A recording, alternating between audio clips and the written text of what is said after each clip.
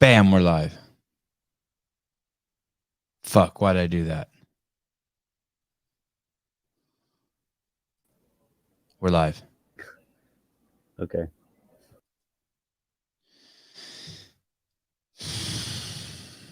I on Saturday nights I stop eating and then I start again on Monday morning. So I basically on Saturday night I go to sleep. I don't eat all day Sunday. I go to sleep again. I wake up. I start eating Monday. This particular week, next Sunday, I am going to a party where I heard there's gonna be 100 pounds of lobster. 100 pounds. So I was like, well, shit, I can't be fasting next Sunday. That would make no sense. So I fasted again. So then I didn't eat Sunday. Then I have to do this every week, 1 day a week. I'm like obsessed with doing it. I guess obsessed is the right word. And I've been doing it for over 2 years now.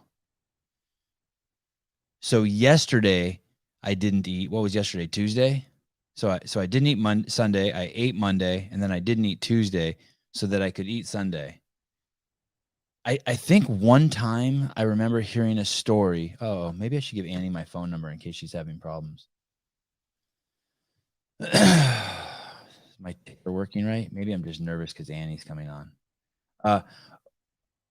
One time I heard a story that Nicole Carroll, I think this is correct.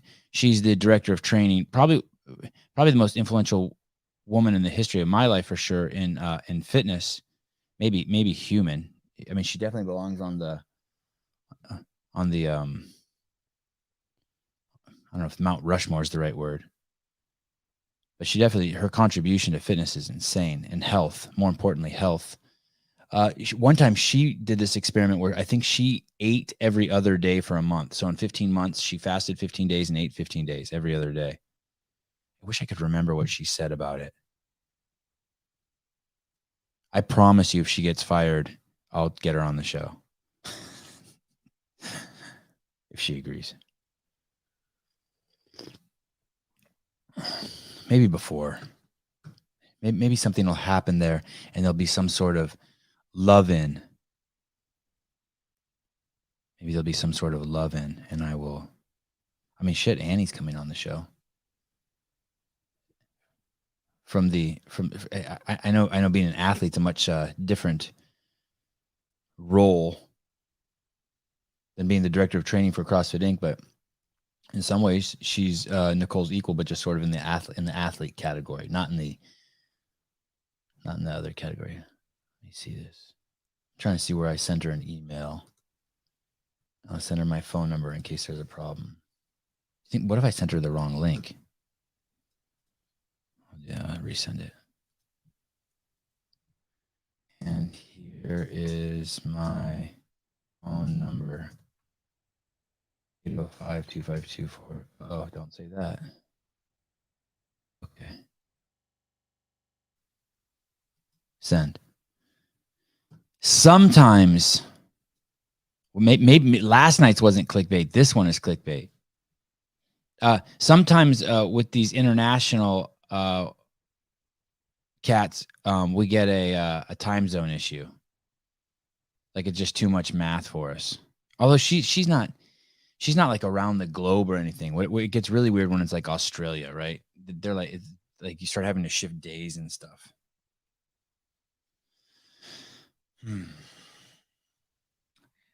There's this, I've noticed there's this thing, midnight in Melbourne, Australia, but staying up for Annie. Thank you, Wayne. I recognize so many of your names. Ken. Sevan, already free. Yeah, I know. Is it that obvious? Sorry. Okay. 1, 2, 3. 3 is like I'm a little nervous. 4 is like I'm really nervous. 5 is I'm fucking freaking out, and I have 6 pages. I think the most pages of notes I ever had was 7. I can't remember. I think that was maybe Patrick Bet David.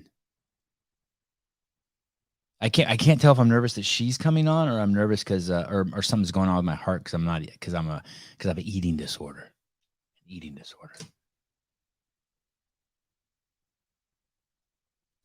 Good morning, Jim.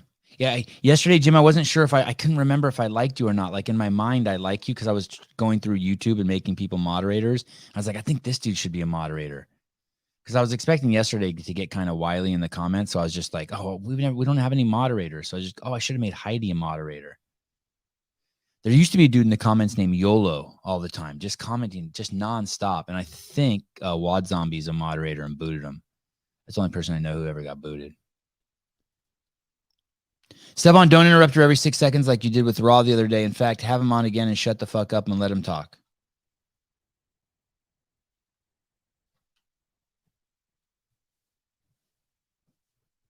Processing. Can you tell? Can you tell, Caleb, I'm processing that comment? I'm just like, don't react.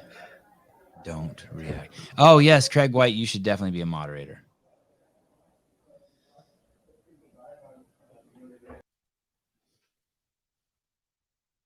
Uh-oh, here we go. I think she responded to the email. Let's see what's going on. Oh, she says she's coming. She was in the middle of cutting her toenails. She'll be here in a minute.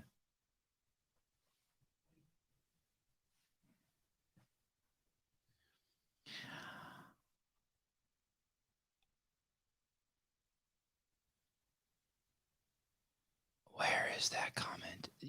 You don't understand the show if you think I'm interrupting people. And I've said this before. If I'm not talking, that means the guest has interrupted me.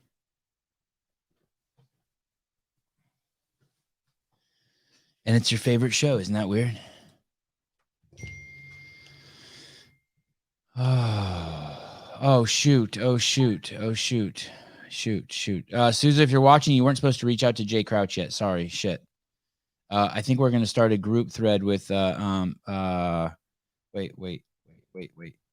We're going to have Jay Crouch on. I think we're going to have him and Rob Forte on at the same time. Darn it.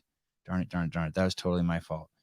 We are going to start a group thread with Rob Forte too. There's like, I don't want this to be a CrossFit show, and there's like 20 CrossFitters I want to fucking have on. What a mess.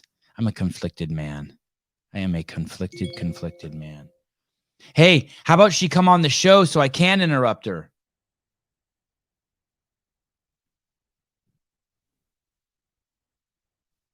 Thought about that?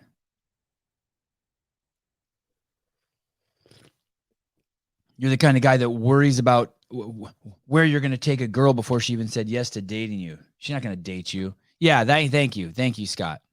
Thank you. The Raw show was great. Of course it was. Sometimes if I notice that the guest is getting nervous, I talk so that they don't get nervous. I thought there were a lot of uncomfortable silences in that show. A lot of them. Hi, Annie. Hey. Hey, how you doing? So good. Hey, did we have the time right? Yeah, we had the time right. Okay, good. I always just wonder that was on me. It's like leaping over oceans and stuff, that somehow we got like the day or the time right, especially like Australians. You're not in Australia. You're in the island in the top, the Iceland one, not the Australian one. I'm in the Iceland one. It should be like pretty easy with me. I lost your audio. Oh, you lost my audio? Hold on. Okay, perfect. I got you back. Okay. Cool. Yeah, no, I should be easy. I'm GMT 0. So it's like fairly easy to calculate. Freya just needed a little bit of attention. She's not at daycare today, so I couldn't just run away. If at any time you need to bolt, please do. I'm good. Frederick has her, so we're all good. How did you just meet? Gets excited about her potty training, so she really wanted me to be there when she would pee in her potty, and I couldn't just like look, Mom. Yes, it's like clap for me. How old is she? She is just over 1.5-year-old. She was born in August. In the U.S., kids don't get potty trained until they're 7. In Iceland, they do it when they're 18 months. 7. I'm not like potty training her. I just bought a potty, and then she got excited about it, and now she just lets me know when she needs to use it. It's like I didn't really have to do anything. It's pretty nice. Yeah, she's like, "What's that over there? Oh, you pee in it? Okay, I'll give it a try." Yeah, she's like, and when you clap for her, when she did it the first time, she got kind of excited about it, and then it's like, oh, and then we flush it down into the ocean. It's the same as mommy and daddy do. So it's like kind of exciting. So I didn't really have to, thankfully, it was like a pretty easy one for me. This one, at least. Yeah. I think girls are better at that, like significantly better. I've heard that too. I think we feel it better when we need to go. Oh, I What a didn't even think voice. about that, but yeah. I mean, yeah, my wife will feel when she's ovulating. So feeling to go into the bathroom, like you probably get a 2-day notice. I will be peeing tomorrow at 3 p.m. Easy to set a schedule. How did you meet Frederick? I met him. Fred Durrick or Frederick? Frederick. Yes. I met him at, what was it called? Semis maybe back then, or regionals. In 2010 in Halmstad. Where's Halmstad? It's in Sweden, right outside of Copenhagen or Denmark. And can you tell me about that first encounter? Well, he was with competing him? there. I was competing. We didn't really like know each other, but we had a mutual friend. And then after the competition, like me and everyone from my gym went to Copenhagen and went to dinner, and his friends, like our mutual friends, were at dinner at the same place, and then we got introduced, and then we just like started talking after that, but we didn't start dating until like a few months later, or a couple of months later. So we started being together like end of 2010. Did you know when you saw him? Were there sparks? Oh, there were definitely sparks for sure. Otherwise, I wouldn't have wanted to bother with this, like continuing to talk with him. But I never planned on having. So this is gonna sound weird, but like I never planned on having like a foreign boyfriend, because my roots are Iceland, and I knew that I wanted to live in Iceland and raise my kids in Iceland, and I didn't really think that anyone outside of Iceland would want to live in Iceland. So I never planned on having it become anything serious. But obviously, like when you feel like you meet the right person, it's just the right person. And yeah, we've been together now for, what is it, 11 years? Are you guys married? We're not married. No. 11 years.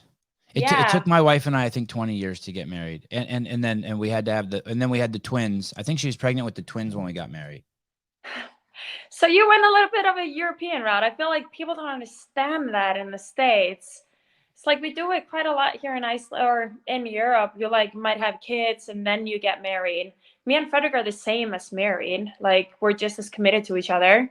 And we've talked about marriage. I just don't feel like doing it while I'm competing on CrossFit, because I feel like it's going to be like, I don't know. I want to just have time and enjoy it and enjoy planning it and not have it like a stress factor.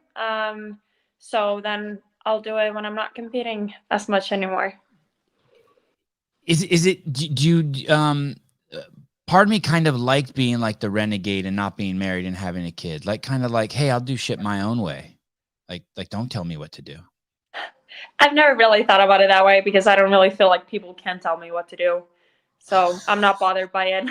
Well, your mom said from a young age you were a determined person.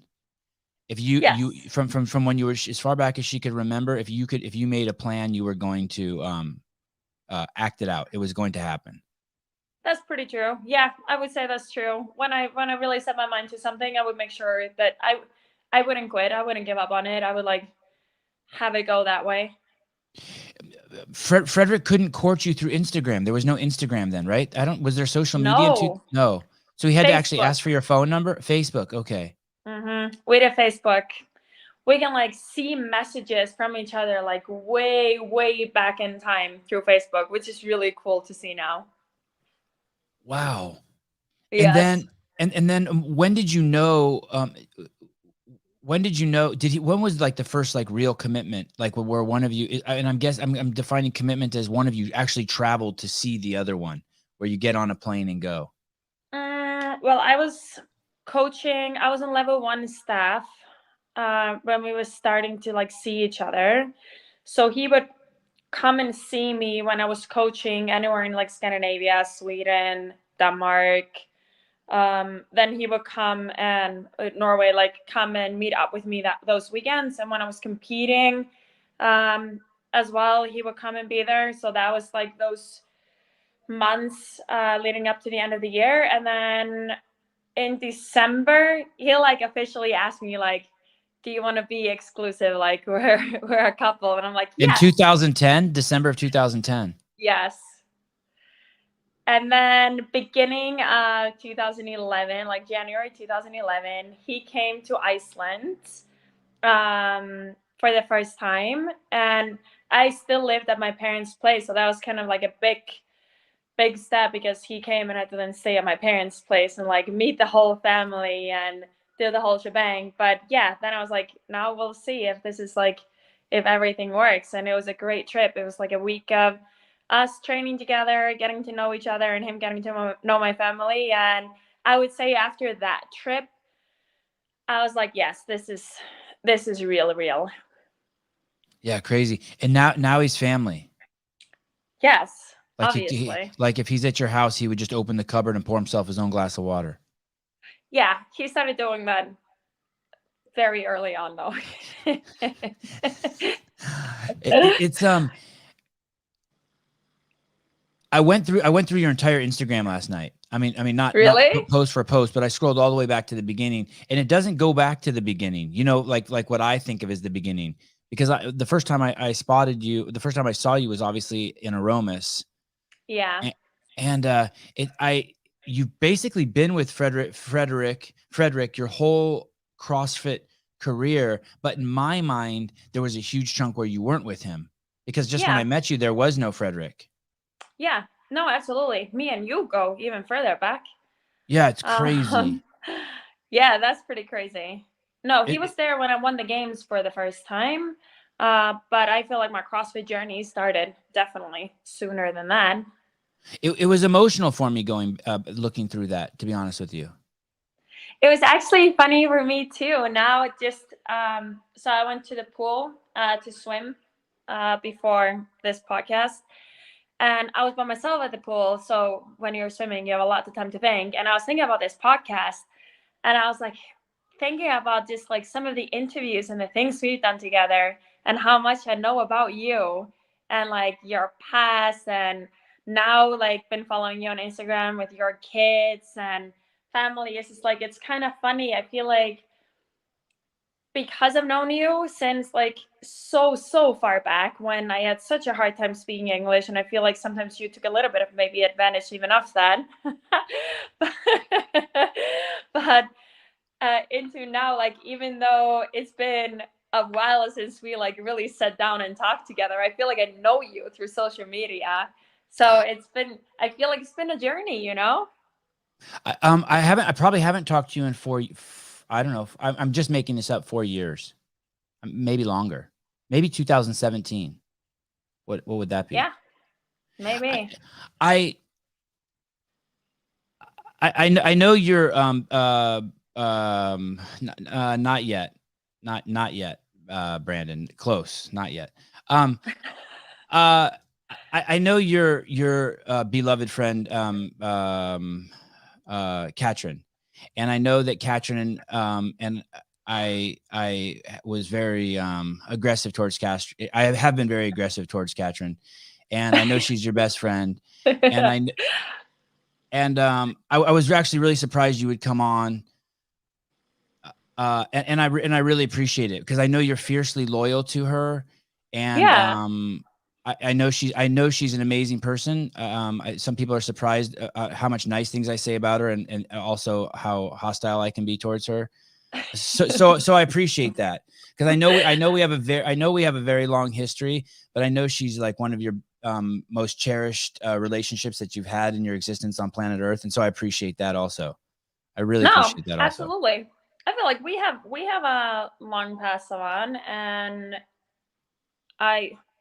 didn't. Well, obviously I thought about it, but if you were gonna bring it up, I also know that I would always take her side. So Right. you Right. can just expect that too. Right. The determined and unwavering Annie Thorisdottir. I always feel like I'm a very, very honest person. And everyone, like, now obviously going team, I've gotten to know a few more people that like have come in almost like as a family. And I feel like once you get to know me, you get to like really know me. And then I started hearing that I can be brutally honest. And I'm like, oh man, does it somehow sometimes come out like harsh? I don't mean it at all. As like, I don't ever want it to come out harsh, but I feel like I'm just being honest. I'm never trying to be like rude or anything, but I tend to just want to say my side, but then I'm always happy to hear someone else's side too. What do you think, because of that honesty, how your life, the implications of that? I think it makes my life simpler. I think it makes my life easier. I think it makes my relationships easier. Because I can also handle honesty straight back. Like I would rather someone just comes and tells me if there's something bothering them or if there's something up.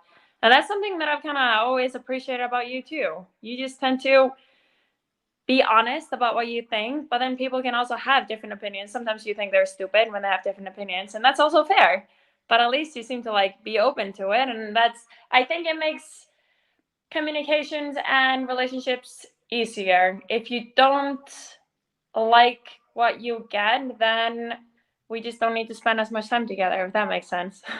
Totally. Well said. Wait. Hold on. This one. Kyle Stopik, Sevan getting in some ass kissing. Well, thank you. Nice. Do you think you were taught that? I wasn't always honest. I used to be nice. I think you can be honest and nice. I would like to look at myself as a nice person. I don't say things just to say them. I don't say things to try to be mean to others. I don't say things when it's not going to have any positive outcome, because then I feel like it's not necessary. But if there's something that I feel like could make my and that person's relationship better, or if it's something worth standing up for, then I'll be honest about it. But I don't think it needs to be done in a bad way, and I hope that I don't do that. But I think I've always been like that.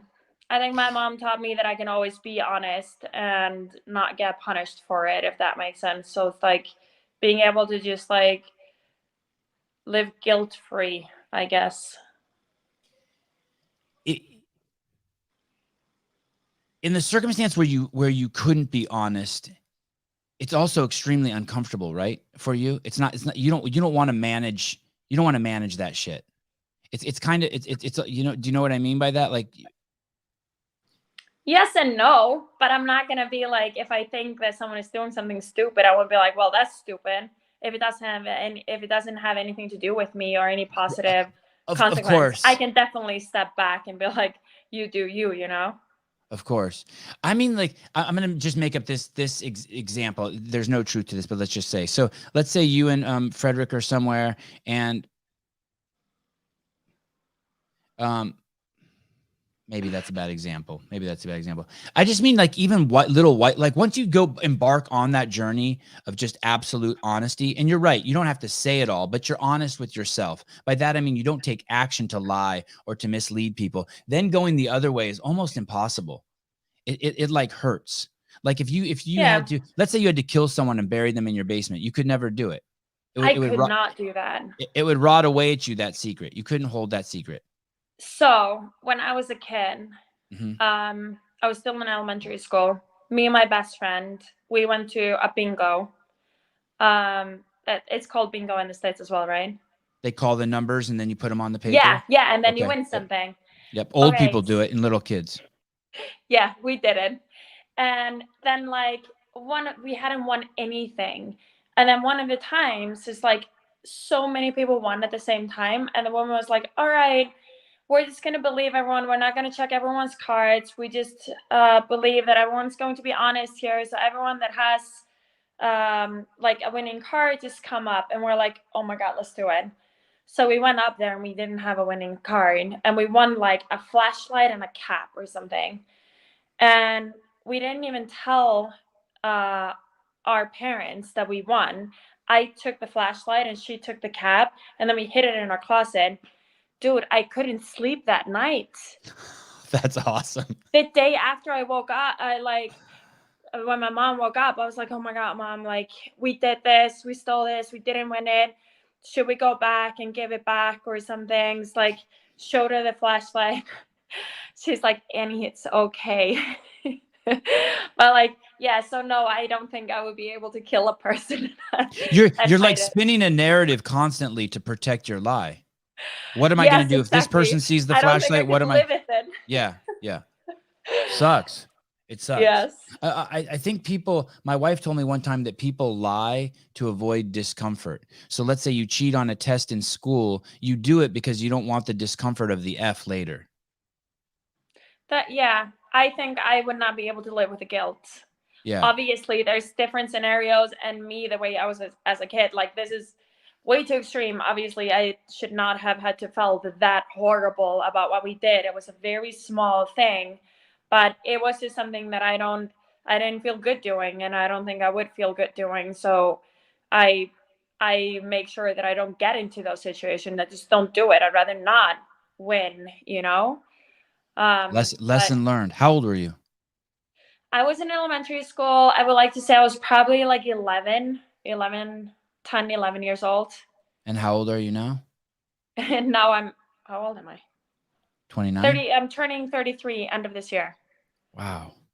And I've heard you multiple times say you're the fittest you've ever been now. Yes. I would say so. I went back and I watched that original. So I was scrolling through looking for podcasts you've done. And one of the first videos that popped up was the video that I made with you when I came to Iceland in 2011, I think. And I never go back and watch my stuff. I can't remember anything that I've ever gone back and watched. And I was like scared to even watch it. And it had 1.3 million views. It's on YouTube. And I watched it.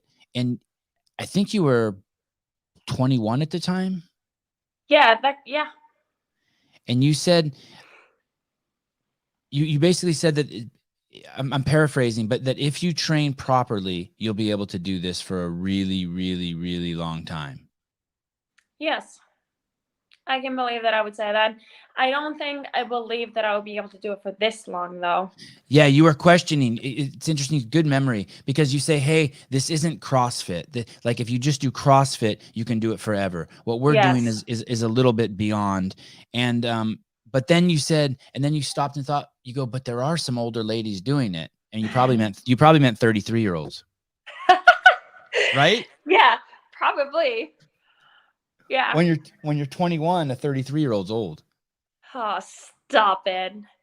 But yes, I think I definitely did not think that I would be doing it for this long. And I have gone into the games multiple years thinking this is my last year. This is my last year. I never say it because I don't think it's really cool to say this is your last year and then you come back, not saying that you can't do that. But like, I haven't wanted to do that because I never know what decision I'm going to make. And I never want to walk into the games being like, all right, this is my last year. More like, all right, I'll make a decision after this year if I'm doing this again. There's no pressure on me to do it again if I don't want to. I didn't think my body was going to hold up. When I had my back injury 2013, I didn't think I'd make it back from that, to be honest. I thought missing that 1 year would be enough for me to just like not be able to catch up with the girls again. And then, I would have thought that too. Yeah, right. And why did you think that? Was it because of your injury or because you knew how fast the sport was progressing, or both? Both. Yeah. Yeah. So when you were injured, you were really down. You're like, "Fuck, I'm like this forever. This will never get better." Have you ever done acid or any drugs? No. No. Well, there's this common theme on people who do psychedelics that somewhere in the trip they're like, "Oh shit, this is never going to end." And So injuries are like you're saying that's how I felt. Yeah, that's how I felt. I did not injuries think are I like was going that. to make it back. Yeah. Yeah, like when you get up, you're hobbling to the bathroom and you're like, "There's no way this can ever go away. This is so bad." Yes. Absolutely. Absolutely. And honestly, that's how I felt also after I had Freya. I was like, I am never getting back from this. And then I started thinking about it as an injury instead of postpartum, just like it's just an injury. And then I'm like, you know what? I can make it back from an injury. That's something I can do.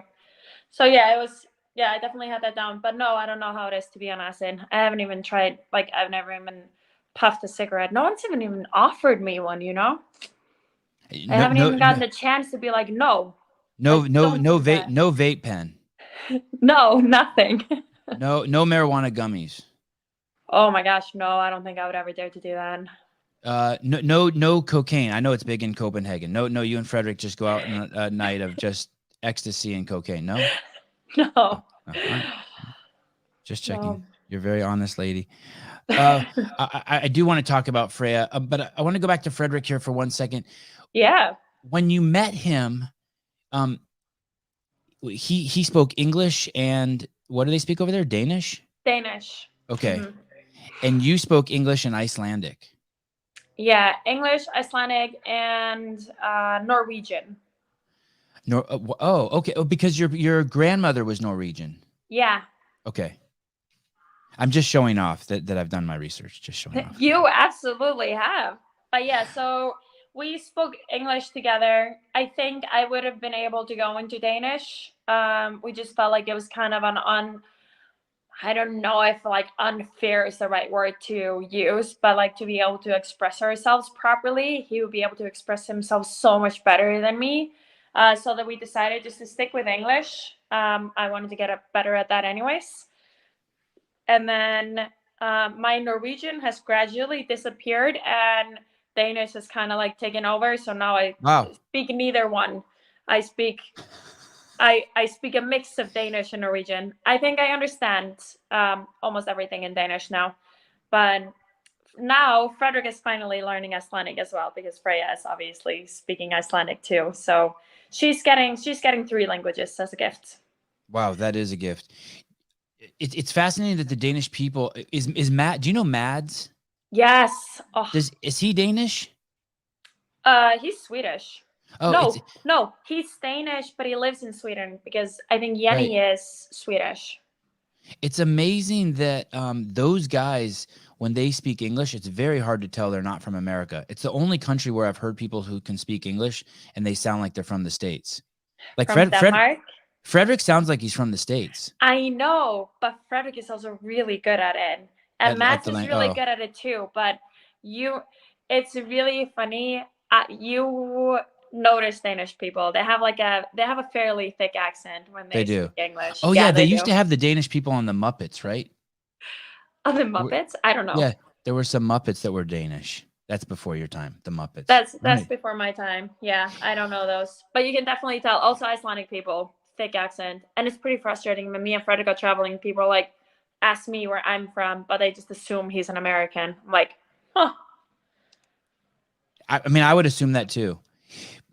When you're with someone who speaks a different language, are there things that still reveal themselves about them that couldn't have been revealed before because of the language barrier that over the years that you've learned about him that you didn't know, that you thought the language barrier was either hiding? No. No. And are emotions international? Do we all have the same? Are those Yes. do you I know would what I'm say saying? so. Okay. Because language is totally I know what different. you're saying. Because I Right. think different cultures can be, that's why I think it would be I think harder for me to be with someone from, I don't know, an Italian, for example, or a Russian or something. Not that there's anything wrong with Italians or Russians, but like I think our cultures are so different that we might have like different ways of expressing ourselves and different things that are maybe okay that I'm not okay with, if that makes sense. But Denmark and Iceland are so similar. Like, even our Christmas is almost exactly the same, like some of the weird traditions we have. So I think like we go back, like our ancestors have been very similar. So we think very much alike. So I think that would be a bigger thing to deal with if you were with a foreigner from some of the other countries. But I don't think we need to deal with that a lot because our cultures are so similar. But Frederick is very blunt too. When I think of people who criticize CrossFit, I think of him as like sort of being the pioneer of that. oh my gosh, yeah, he was the pioneer of like wait a minute, this is wrong over here. he is very like, much there. I'm like, yeah. no, it's fine. I pull him back. Actually, I don't like. I think it's okay that we say our opinions and everything. I think that's very important, and we talk about it. But I don't feel like I need to express everything on my social media or when I talk, because we're also still learning, and we don't know what the right solution is every single time. And I don't love it when people just criticize to criticize. Like, I feel like we need to have a constructive criticism, like how to make things better then. And Frederick has a lot of ideas on what would be a lot of cool systems to do when everything, and like his brain goes so far that I'm like, wow, I can't keep up with it.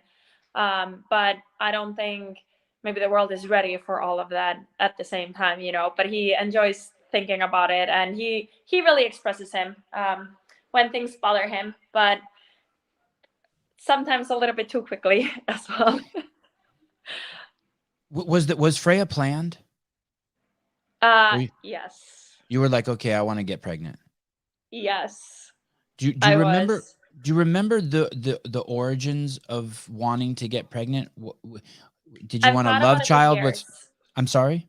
I've thought about it for years. Like, it's obviously just so difficult when your job is what my job is. Like, I'm a professional athlete. That's how I make a living. And not only that, it's such a big part of how I identify myself.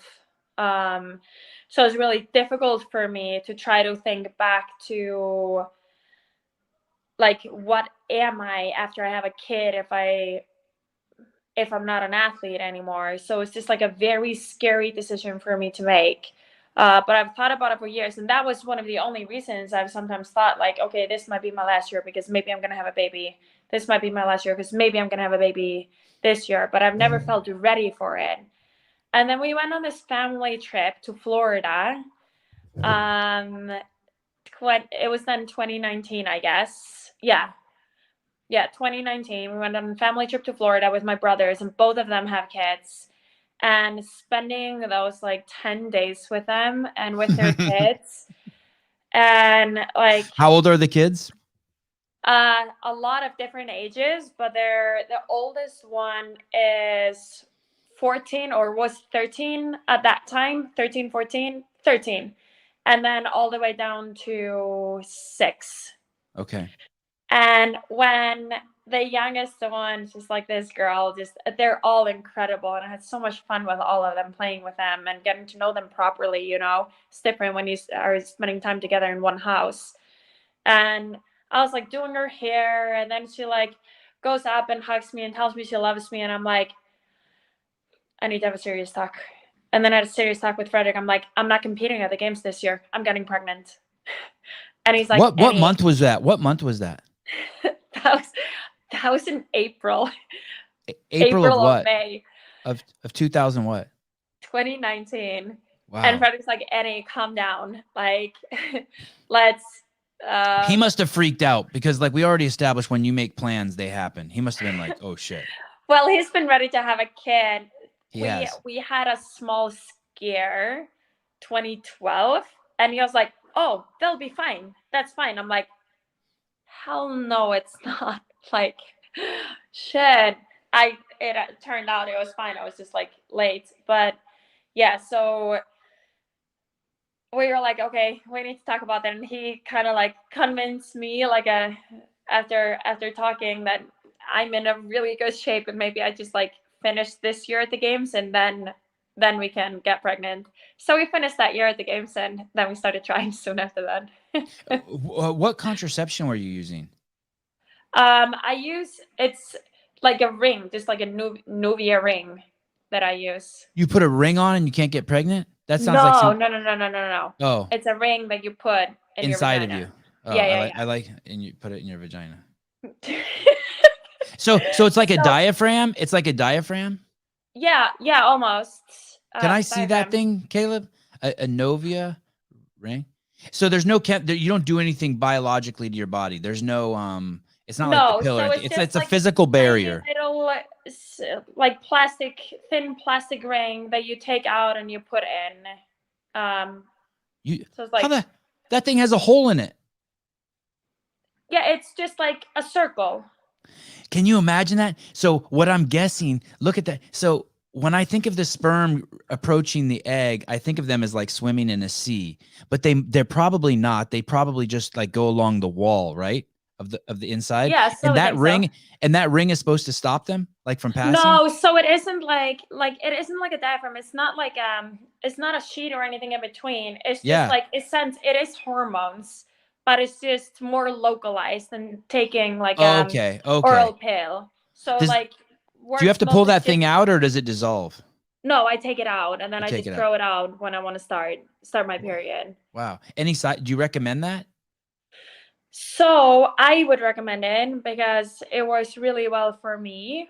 I had no side effects from it. But obviously different things work for different people. I just have a really hard time imagining taking pills. Right. I feel like that's stronger. I've heard that the copper lick, I don't know what it is in English, like the copper thing you can get put up in there. I've heard that's supposed to be the best one to use, but you might also have stronger periods and more side effects from like cramping, but less. Yeah, exactly. But it's gonna affect you the least. That thing looks like it's like for finding water. That looks like a divining rod or something. I love that we're talking about this. I'm very open to talk about this. I had no idea that you were into talking about that stuff. Well, I'm so old school. Like me and my wife, we just used a condom forever. Really? Yeah. And then she wanted to get pregnant, and it was like the 4 years of the best 4 years of my life. It was amazing. Okay, that's so funny. Yeah, but I'm 50. I didn't even know there was a ring, a gasket you could put in there. Yeah. There's a lot of different ways that you can work with right now. So then you did that. So then when did you plan it to the day where you like, okay, we're going to, so that you could only miss one season? Like, did you look at it on a calendar and be like, okay, we're going to stop using contraception this month, hopefully get pregnant this month, miss this games and then come back? Was there, or was it like, hey man, fuck it? Well, yes and no. It was like a little bit difficult because obviously, like you said, it's like you're kind of on a timeline and it's difficult to, what am I going to tell sponsors, or why am I not doing the open, or like, do I do all of that, or do I maybe, if it's not working to get pregnant, then maybe I need to take like down some of the volume in my training. So obviously I thought about all of these things, but then it kind of came to that, like, if I wouldn't be pregnant by Dubai, so in December, then I would compete there. And then like we wouldn't try for that month and then start trying again in January. So like, yeah, it was pretty structured, but obviously it doesn't work just month 1. It worked month 3. So I did get pregnant by December. Meaning you took out the ring and then 3 months later you were pregnant. Yes. Okay. Yeah. Did that seem quickly to you, or were you nervous? Were you like, hey, shit, this is taking too long? Or were you like, just casual dude, I about was it? already like not nervous, but I'm kind of to your point. It's like I'm pretty structured. I like knowing, and then it's like, well, I'm not gonna wait for 6 months if it's not working in 6 months and then go see a doctor and see if everything okay. So after month 1 and I wasn't pregnant, I went to see my gynecologist and I'm like, can you check if everything's okay? And she saw everything was fine. So I just waited like month 2, and then month 3, I used this like to see exactly when I'm ovulating, and then it worked. But it like the odds are really low when you start trying, and obviously me having trained so much, but I do feel like I've been on top of that whole like making sure that I am having a period and making sure that I am like I try to think about making sure I'm fueling properly, so I don't think it's had a lot of negative side effects, all this volume and training that I've had. But obviously you start thinking about some of these things, and for so many people I know it's taken a really really long time, so I wasn't going to wait for that and then get assistance. If we need assistance, I would want to get it soon, because otherwise my season is starting again, you know. There's so many things to talk about there. It's so interesting too. People think that it's just this amazing life you live. The thing that really jumped out at me there is you wonder what your sponsors are going to say. And this is a hard life, people. The pressure that's on these people, especially someone like Annie, is crazy. It's first of all, you're putting all of this faith in the body. Like it's your money tree. Yeah. The body. I mean, it's nuts. And then you're an adult grown woman, obviously fiercely independent as far as any standard of any human being goes, fiercely determined, and yet you have to wonder what this sponsor might think if you get pregnant. But it's real life. It's real life. It's not a That dig. is It's real life. It's just fucking real life. Everyone has to deal with that shit, man. Yeah. At the same time, when I started feeling like that, and when I said it out loud to Frederick, he was like, you know what? If a sponsor drops you because you get pregnant, are those people that you actually want to work with? Right. And I was like, yeah, you're right. Like, of course. Well, if they just bought me a new house, maybe. Let's talk about this, Frederick. Well, depending on the price, but no, I think that's one of the things where I've actually been like also quite lucky, especially in the later years, to be able to choose the people that I do want to work with. And he was right when he said that. It was the same as when I got injured and I felt like people were turning their backs on me, that I'd had my back for so long and been so good friends. And I'm like, wow, they're not interested in me anymore because I'm not the best in my sport anymore. And then it's like, you know what? Those are not the people that you need around you in your life. Your circle is very tight. I noticed that from looking at your Instagram. Your circle is very, very tight. I got a really tight, great circle. Yeah, and I got a bunch of questions about that. What it was like integrating new people. Going back to the pregnancy.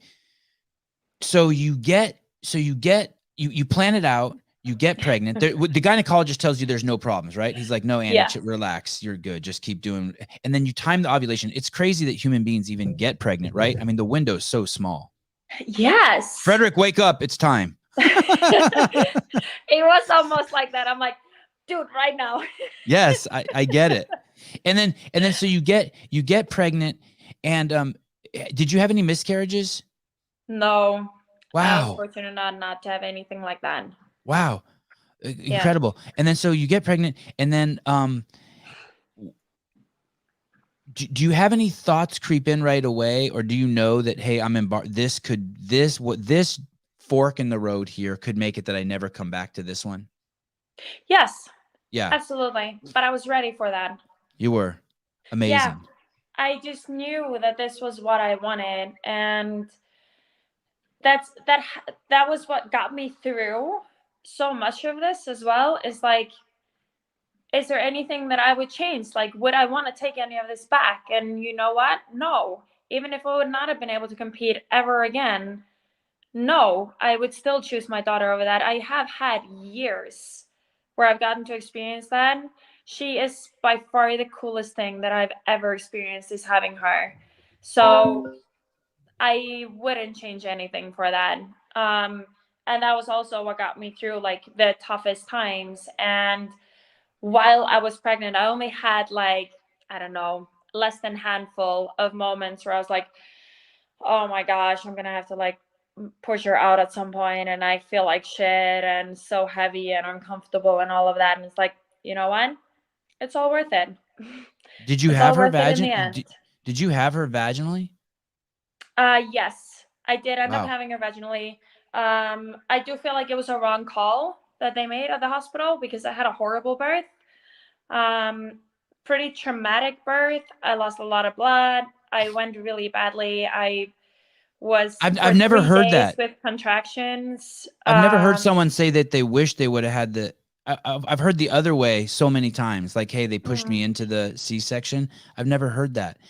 They don't do that in Iceland. They wait as long as they can. So obviously I'm happy that I managed to finish it like that. But I think the call should have been made probably an hour and a half sooner Wow. to take her the other way, because I went through a lot of damage and ended up being like quite dangerous for both of us. They were monitoring her really, really well though. And I think because of all the training that I did while I had her, like she was fit, like her heart rate, it was amazing how well she recovered between all the pushes and everything. But yeah, it was let's just say it's unlikely that I will give normal birth again because of that. How many years were you? How many hours were you in labor? I was in labor for 3 days. Holy shit! Yeah, an active labor, like pushing for over 3 hours. Okay, so you were having contractions for 3 days. Yeah. But not the what are those other? There's one like called the Braxton something Oh, contractions. that was not it. I had already Not lost it. my water, and Okay. I had Wow. Braxton Hicks for it. Dude, Oh, I had Braxton that Hicks. for That's like right. 15 weeks. That was crazy. But yeah, that. And so she was and did you breastfeed? Yes. Did that for 6 months. Wow, you did the whole mama thing. Yeah, did the whole mama thing. And then after 6 months, I stopped. I think that was way harder for me than it was for her. Stopping. Stopping the breastfeeding. But yeah, my wife would be still breastfeeding if yeah.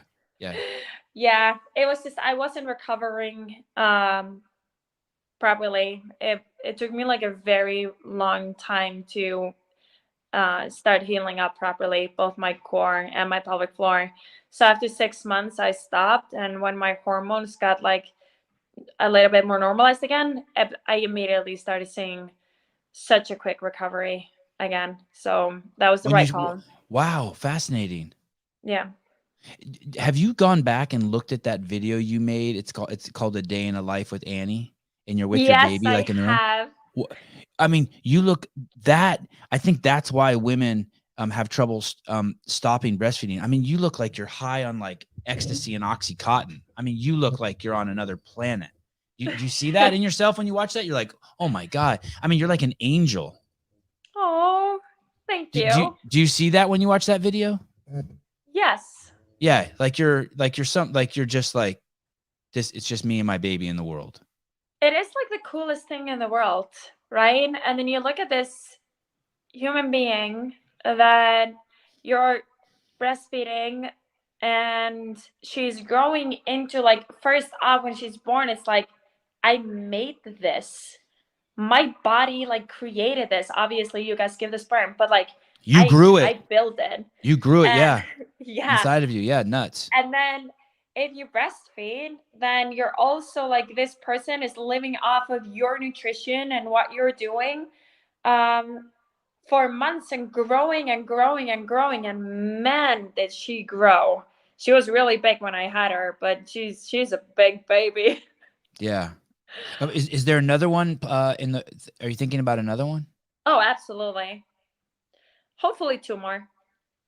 And do you think those will be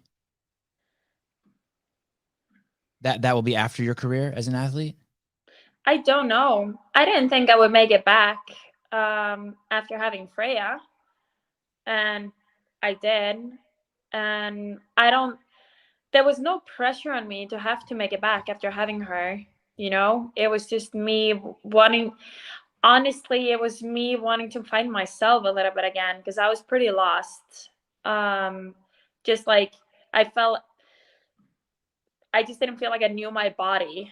And after knowing my body so well for so many years, it was like I I wasn't just in touch with it properly.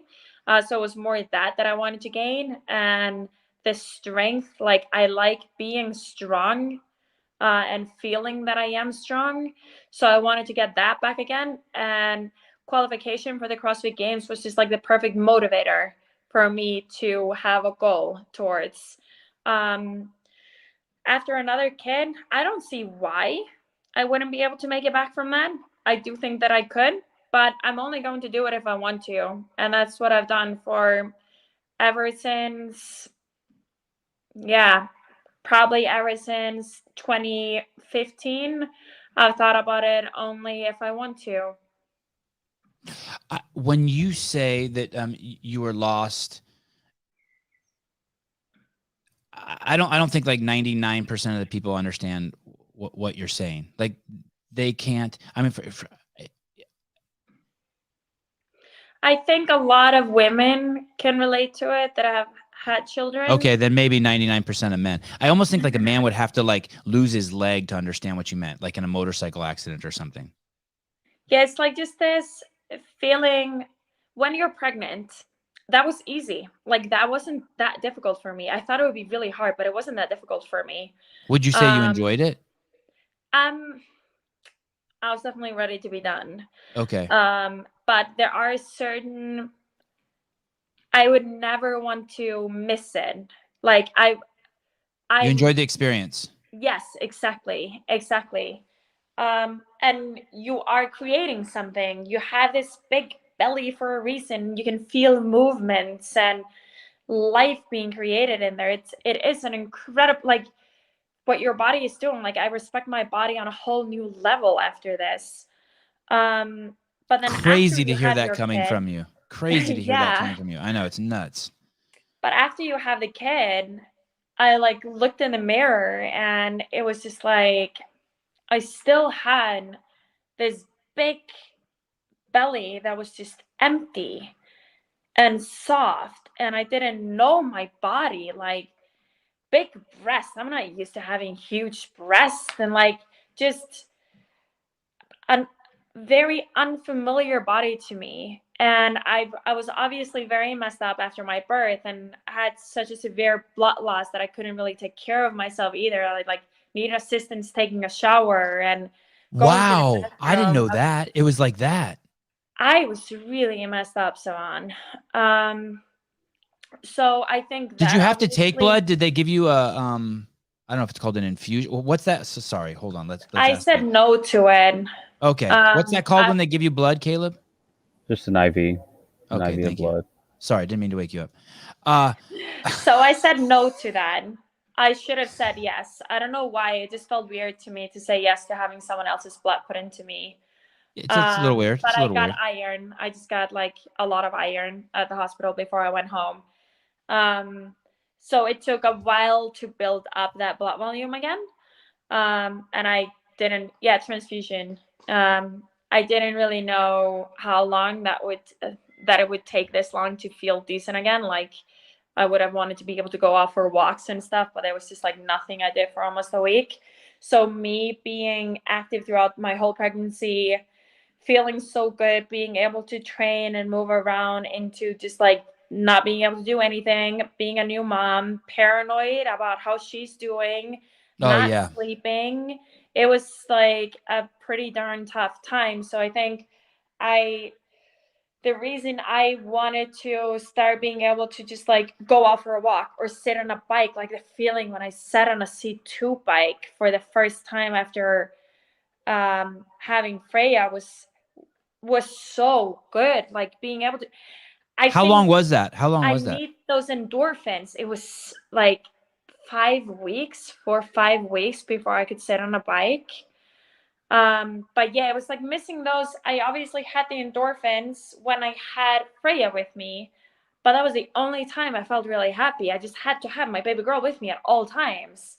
Right. So I think that's why I needed that, like, to feel a little bit of getting a little bit of control of my life again, I think. Would you train, breastfeed, and then go back to training? Like, would she be there and maybe like you do like some like gentle Tabata squats, then breastfeed, and then go do some? Was No, it like that? No, she was never. no. It wasn't like that. I had her with me, so she would be sleeping in the stroller outside. Like when I was starting to train properly, I wasn't able to like train at the gym for 2 months. Right. But yeah, then she would be sleeping. So the kids in Iceland sleep outside in their strollers. So she would be sleeping outside. I would be training, and then when she would wake up, that's when my training was done, and then I would like feed her soon after that. In one of those videos, you said that your baby monitor also had a thermometer on there, and I had never heard of that before. Is that because it's Iceland and like temperatures could No, drop? Is that an Icelandic thing? No, okay. I was like, shit, they got to worry I about their don't think babies it freezing is. there. No, okay. But we definitely use it. Like I use it for that. So if it was like if I saw that the baby monitor was getting, I would say below, it would peep if it went below 7 degrees Celsius. And I was like in the stroller then I would want to go check and just feel her cheeks. But yeah, kids sleep outside even if it's full of snow. They sleep so good. Like we sleep good in a colder tempered room with comforter over us. They have their hats. She's sleeping on a fur. It's like it's so cozy. It is cozy. Yeah. I should have been an Icelandic baby. My boys are always sweating. Oh, is Freya sweating a lot? My boys are like just dump She buckets. runs warm. Yeah, she Yeah. definitely runs warm. There's a video here. Caleb, there's a video here where it's early on. Oh, it's a I'll never forget the shooting this. I don't remember what year it is at the games. You posted on Instagram. I never knew that you reposted it. I was running from one. It was in Carson in the soccer stadium, and I was running from one event to another event somewhere to film some behind the scenes stuff.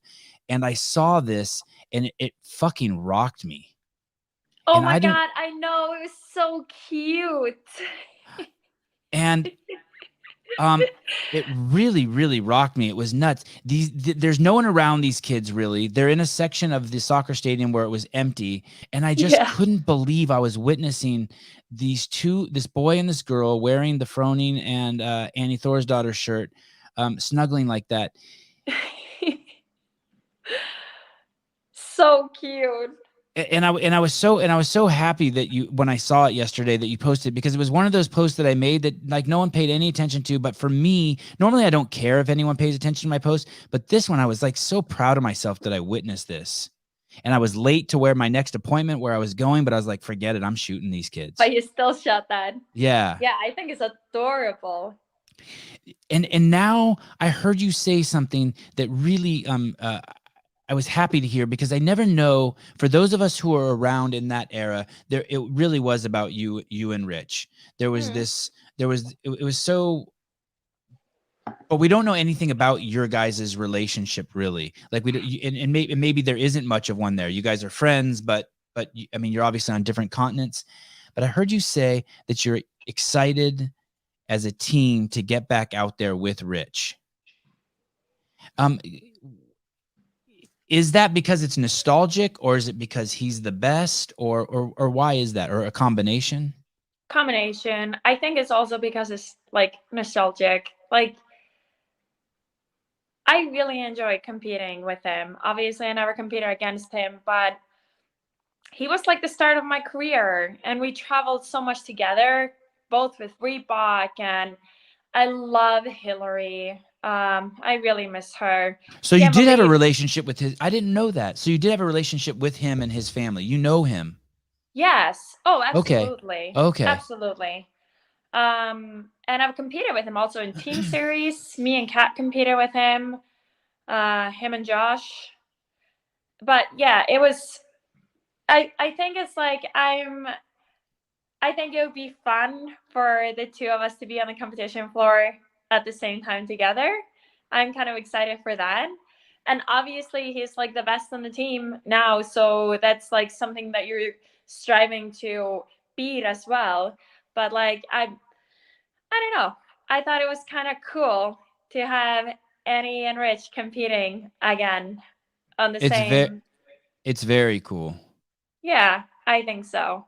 But I have so much respect for him, and I like not. There's no. That's why I think it's kind of funny when people are trying to like get that like etching against each other, taking down Rich. Like hell yeah, I want to beat him, but I also want to beat. You also want to beat who? And she's one of my very best friend. I'll still always want to beat her. But she can beat Who did close you say? second. Sorry, the volume went out. Did you say Katrin? Yeah, so Oh, yeah, sorry, yeah, okay. Kat. Yeah. Like she's one of my very best friends, but I'll still always want to beat her. But I want her to be like right there in second place with me. And it will be the same with Rich. I'm striving to win, but I want him and his team to do really good and just be right there in second place behind me. Good job, Rich. Yeah. I know it'll be hard. They are definitely one of the best teams out there. They are the best team out there and have super athletes, and we have the work cut out for us. But like it was also like I'm competitive. I want to win, but I also think it's just really cool that we maybe make the team competition exciting again. Is there something? Is the Froning effect real? Are you familiar with this term? No. This concept? There's this idea that wherever he is, just shit gets better. The Froning effect. Everyone just gets better. Everyone lives up to their potential in Rich's presence. That it's not to take away from his coaching or his programming, but that there's something called the Froning effect. And it's a two-part question. Well, let me ask you that. Do you think that that's a real thing? Oh, I can believe that that's the real thing. I think it's the same as when there's a person in class rowing and the coach comes behind you and sits like just looks at your monitor, you immediately go faster. Being in his presence, maybe you want to push harder to impress. Or just not embarrass yourself. Is there an Annie Thorisdottir effect? Do you think you're having an effect on the team like that? Your presence? I definitely think I'm having a good effect on the team, for sure. I think we're all affecting each other in a good way. But I think I'm taking them in as a family in a way that I will give them everything that I've learned throughout the years and try to make them the best athletes they can be. And having Yami and Frederick and Andrew, like they get access to a team that I've built up around myself for the past decade. And then I will push them. I will make sure that they do their very best every session.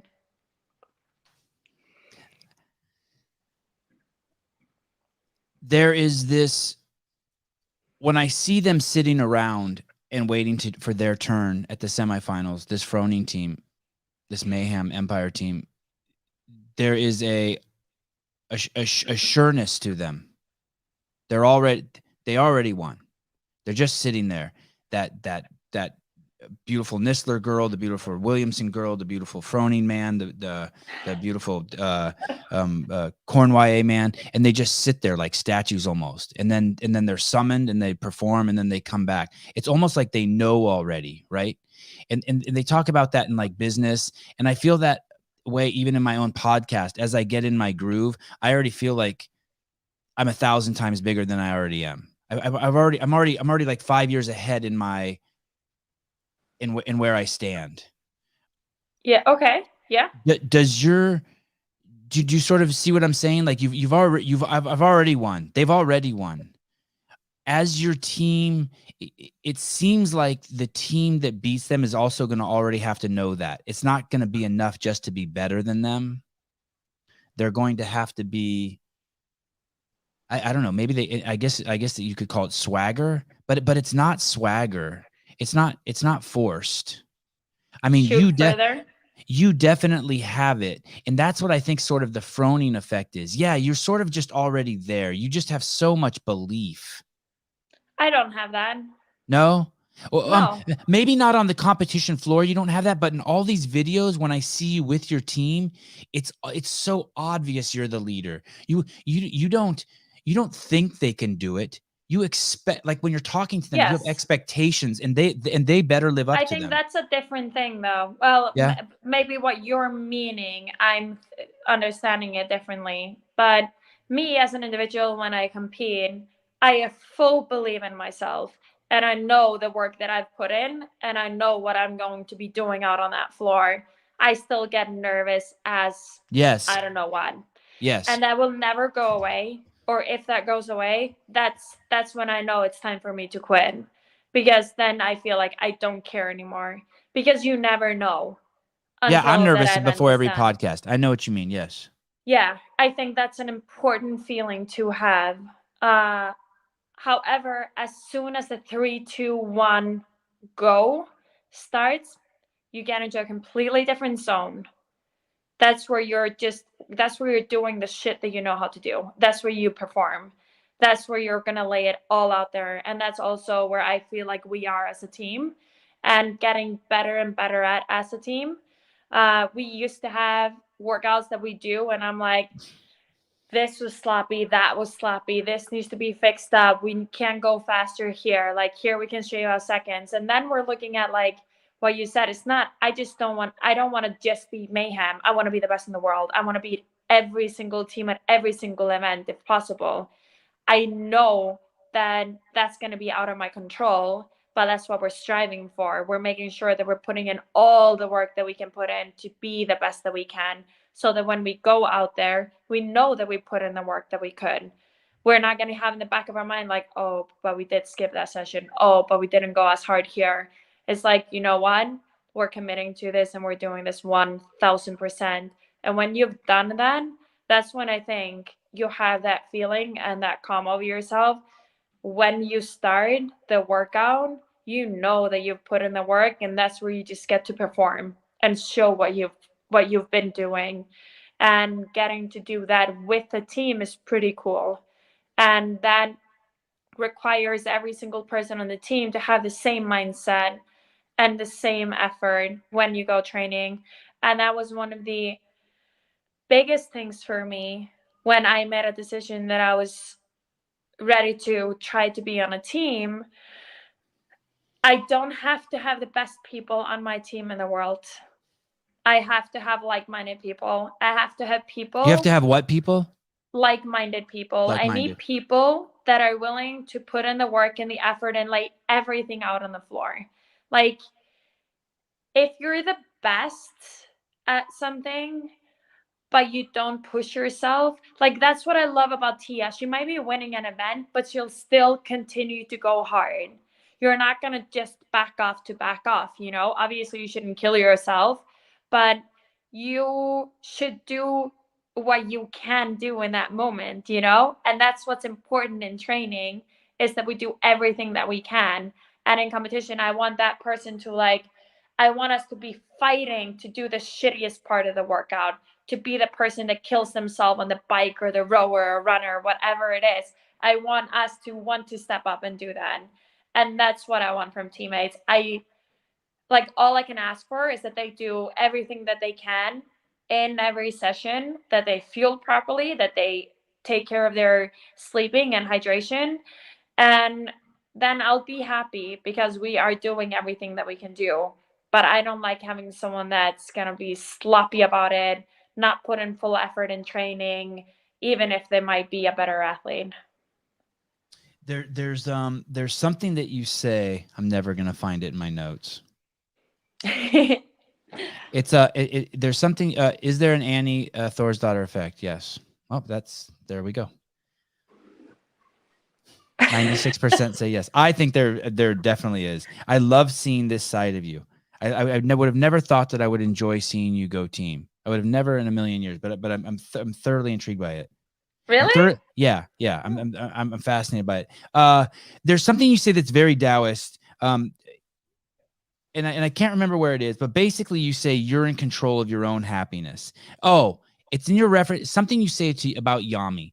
Who did the morning chalk up interview with you over in Iceland? Is that Patrick Clark? Patrick. Yeah. I watched that yesterday. Great job. So I'm just like stealing from him left and right and center. There's something you say in there. I think that you trust Yami, and there's this thing I learned from Ben Bergeron where things grow at the speed of trust. It's a brilliant line, and you trust Yami. So boom, point A is there. We're gonna grow fast. We trust each other. But then you say basically, I'm paraphrasing. At the end of the day, my happiness and my choice to use him or to listen to him or do what he says is all on me.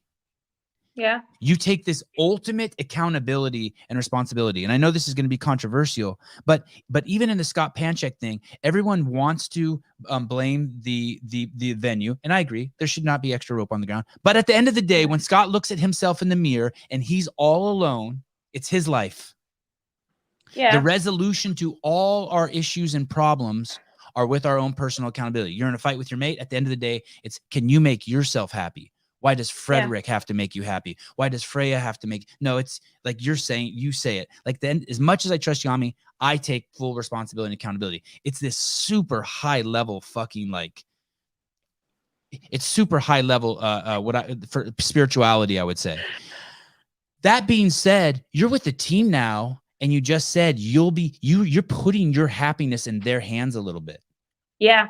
You're surrendering some of your self-power and happiness because I need something from you guys. I trust you. You'll do this. Yeah. It's and freaky. I think that's something that is one of the hardest things that I have done.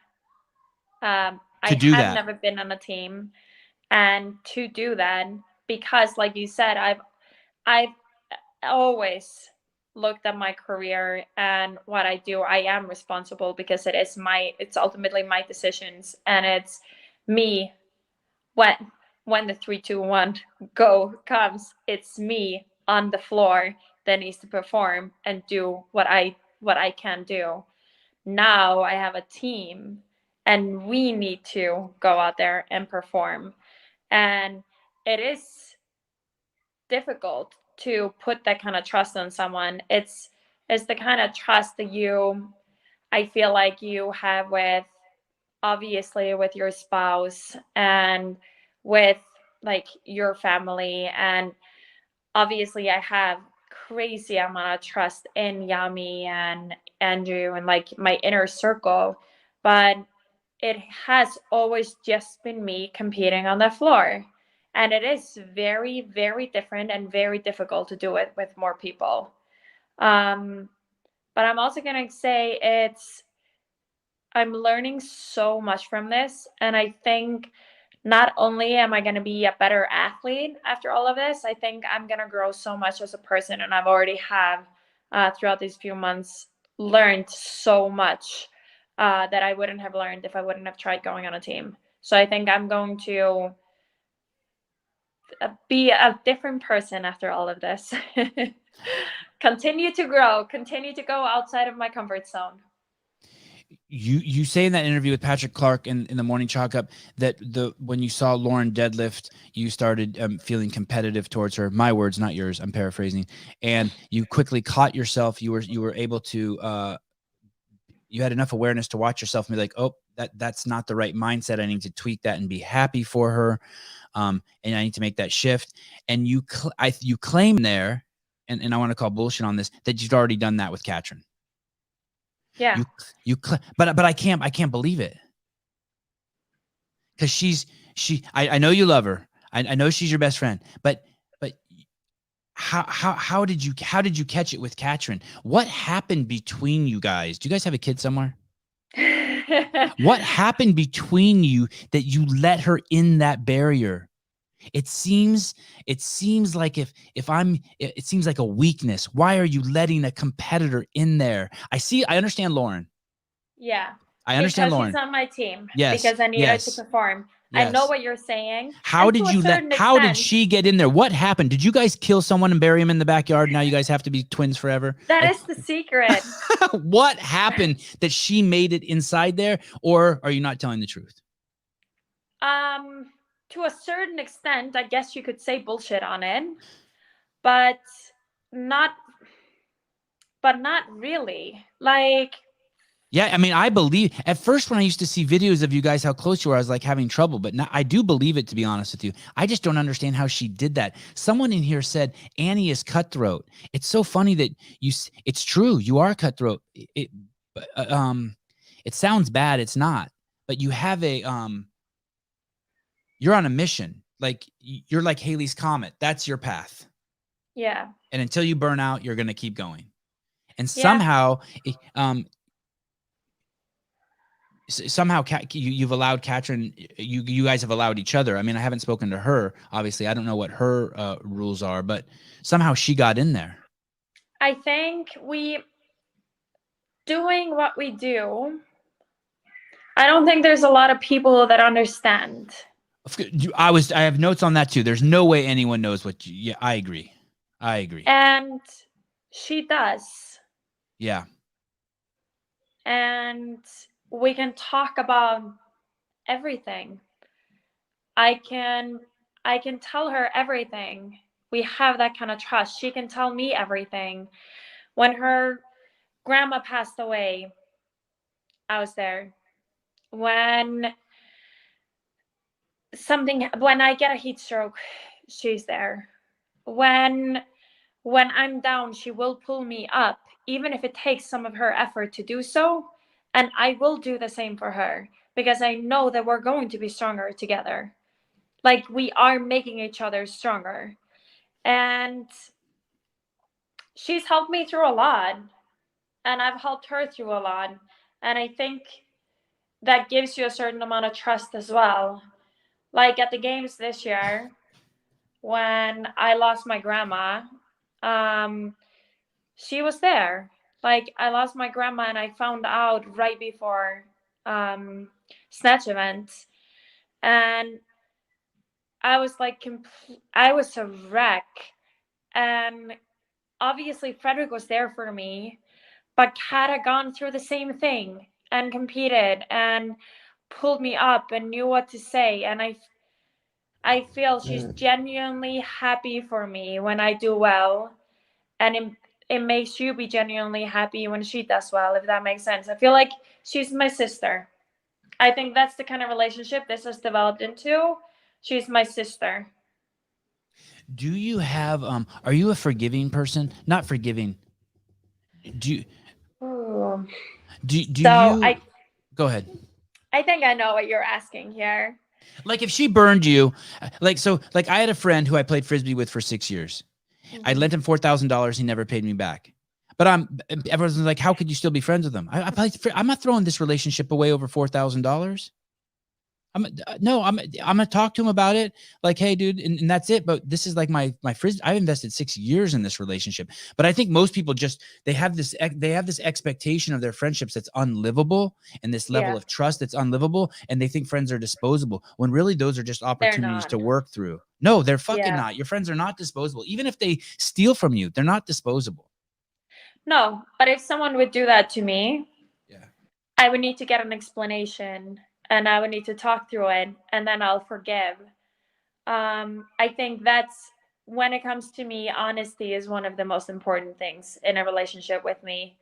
You telling me before I find out maybe somewhere else, or if I find out somewhere else, then I will give you the opportunity to explain to me why this or that went down. And I've had to have that kind of conversation with Kat many years back, where there was something that like I felt like she hurt me. And I was like, I don't want this to ruin our relationship. And I just sat down with her and I told her what it was. And then she was able to explain herself, and she hadn't even realized. And that's it. And it just made us closer. It's inevitable in a relationship, right? It's inevitable. Yeah. You will never, and that actually made your relationship better and deeper, correct? Yes, exactly. And if it would have never happened, you look back and you're like, wow, we just went over a mountain together. Absolutely. And I think something that I've also learned throughout the years is to love people as they are, not as you want them to be, is very important.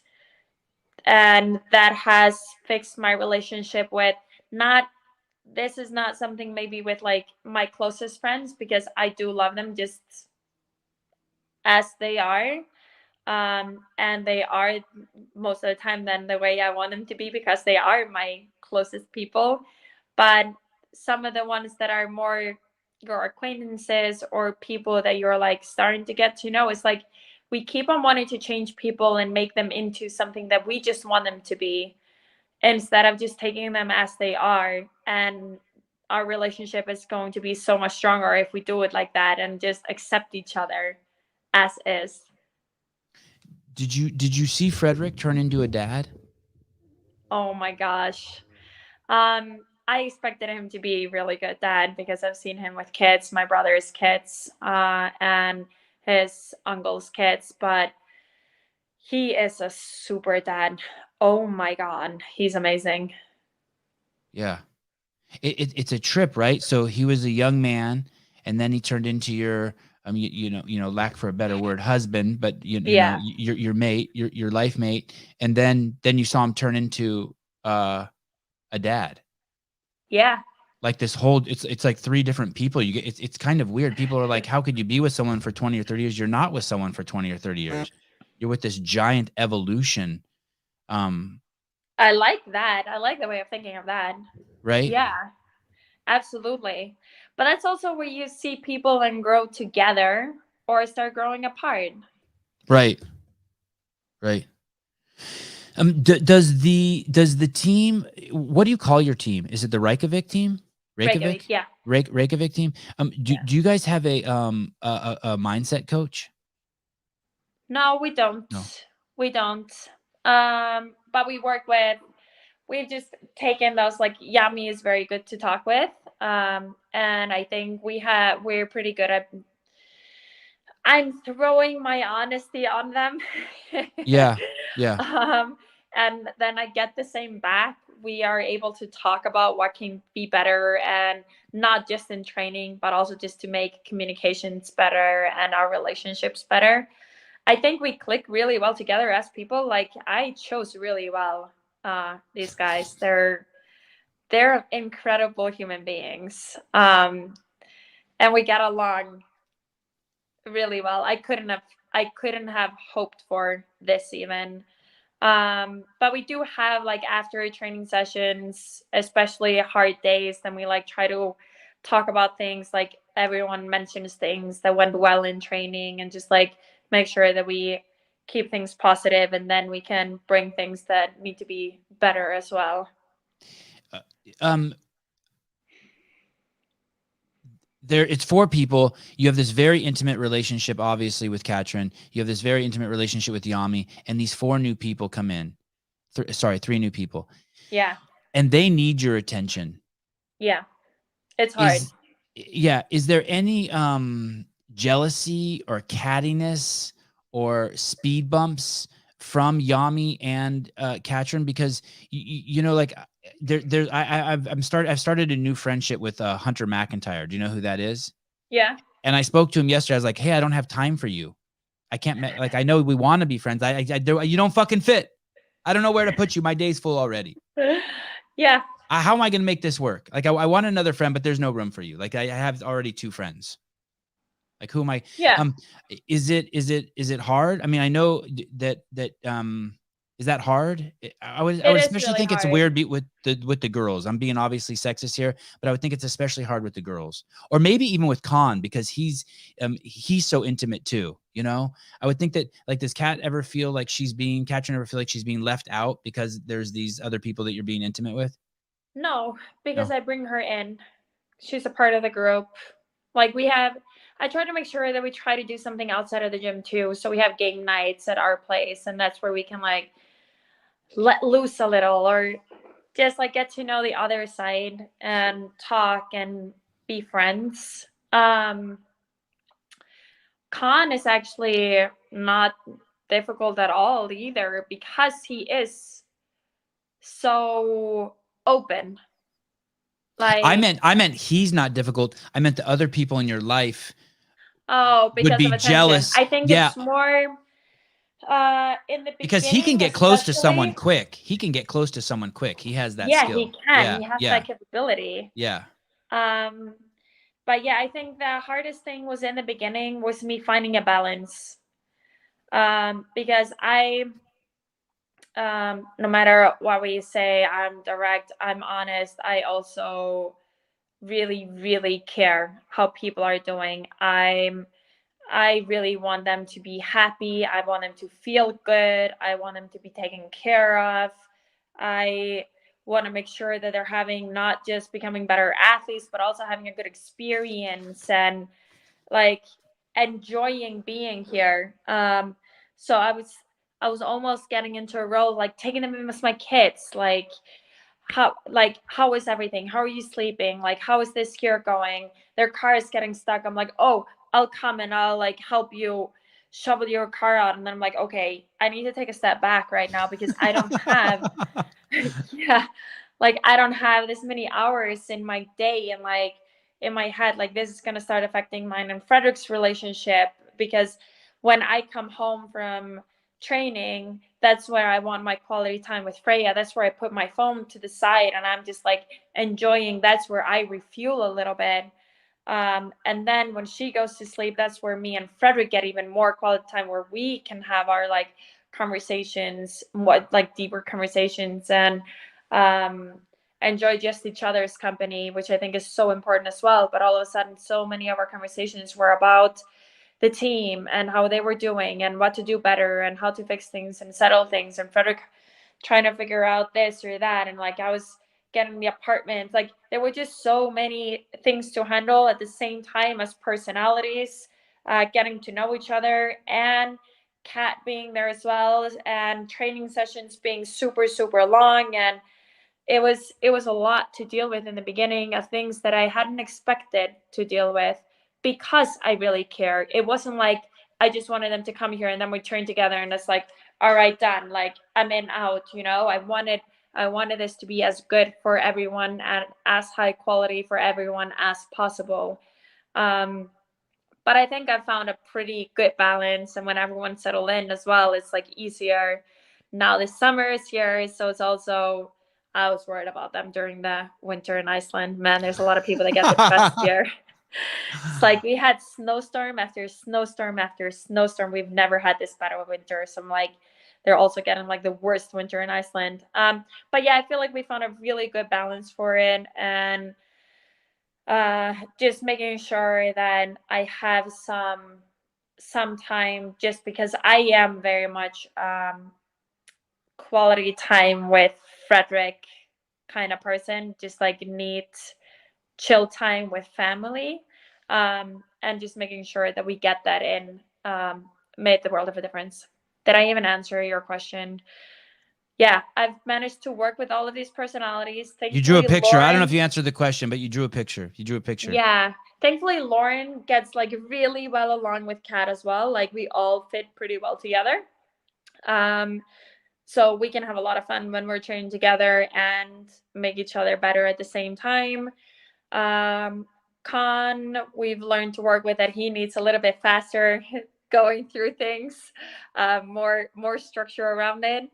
But then he'll have his alone time, and then Tola just works with whatever, you know. He's Is he pretty easy? chill. Yeah, he is pretty chill. He seems chill. He's the best dancer. Is he? Khan is also really freaking good. Who? Khan. Oh, I just thought he was I thought he was the best and you were the second best. I thought Khan was great. Oh, I'll take that. I really, Khan definitely is putting in the effort, but Tola is the best because he's not putting in the effort. Do you know what I mean? That's what I've been saying. I'm like, I just need to like channel my inner Tola, just do everything like small and just like. He's just chilling. Hey, do you think that Katrin would come on this show? I don't know. Are you being honest, Annie? Yeah, I don't know. Okay, fair. That's between you and her. That is. You're very right. I'm sorry to drag you into my mess. You said your parents would wish you married an Icelander. I actually have that on there. Did your parents wish you married well, you didn't say it. Sorry, you didn't say that. You said that it's sort of culturally expected, and that's culture. I'm Armenian, and they culturally expect us to marry Armenians, and they Jews expect Jews to culturally marry Jews. Is that the way it is in Iceland too? Is that what you're saying? No. Okay, I misunderstood. No. Okay. Okay. marry anyone you want, all cultures, everything. I feel like there's a lot of international relationships actually. It was more just me being worried about no one wanting to move to Iceland because it's so dark and cold here during the winter time. So that was me being stressed that if me and Frederick would start being together, that I would have to move somewhere else, and I just wouldn't be ready to do that. I'm okay with going somewhere else during winter time for sure. But I I have such a close relationship with my family that I wouldn't Florida. want to be away. Are your parents retired? No, they're not. They're not. I have very, very fond memories of your parents. When I came out there in 2010 or 11, they They're the invited, best. yeah, they invited myself and Haley into their house, and we had dinner with you guys. It was cool. Yeah, Yeah, your they're mom's pretty cool as amazing. shit. Yeah, and your dad, I think was there a pull-up bar in that house, like in the Yeah. staircase or something, There's a pull-up bar right outside the door right outside on the the door, back. right? Yeah. It was weird watching that video. Oh, Caleb vanished. He had to go somewhere. I want to show you one more thing that I was so excited that I saw on your Instagram. Oh. You wrote let's before I forget, you wrote a book with Katrin. I wrote a book with Kat. Yeah. How did that go? How does that happen? Well, we've always wanted to do something together. We want to change the world. No, we want to try to do something good, spread good things. And we've always wanted to do something with children. And I feel like we talked about a lot of different ideas that we were going to do. We do have a lot of different things that we are going to do in the future as well. But when this opportunity presented itself to write a children's book, we were all like, yes. It just felt like an immediate no-brainer for both of us to do that. What do you mean opportunity? Did someone ask you to write it? So we had talked about writing it. And the funny thing is, then Lumilly, the publishing company, reached out and asked if we wanted to write a children's book. And we're like, oh my God, like this is like meant to be. Because we have been talking about making a children's song, and then writing a children's book. And so, yeah, so we jumped on that, did that. There were so many things that we wanted to come across, like so many ideas that we had, and we had to cut it down into this book, which is about obstacles and challenges in life, like that she's just going through, and the animals that are her friends. That's like the three different pillars in our lives. That's like our parents, our coaches, and then our friends. Each animal represents like those three That's cool. in our life.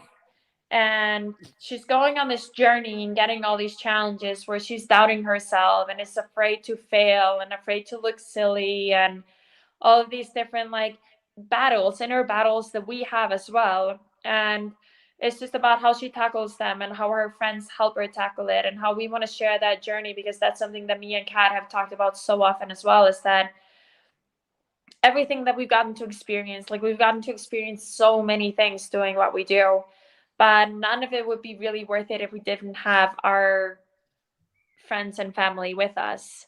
Like, Right.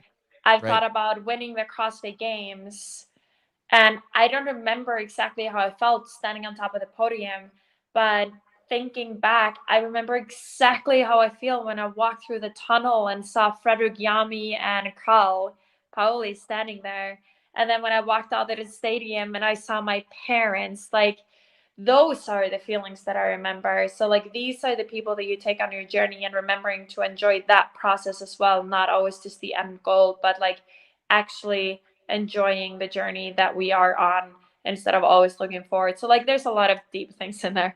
What's the name? What's the name? Oh, What is the Way? What is the way? What is the way? And the main character's name is Freya.